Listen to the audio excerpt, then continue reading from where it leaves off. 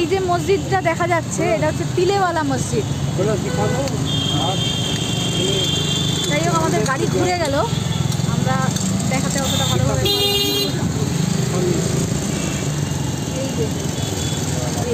এই হচ্ছে মসজিদ।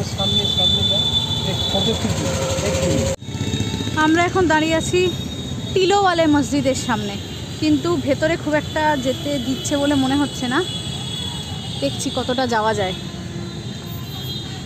আজ হচ্ছে 4 অক্টোবর আর আমরা বেরিয়েছি লখনৌ পরিভ্রমণে।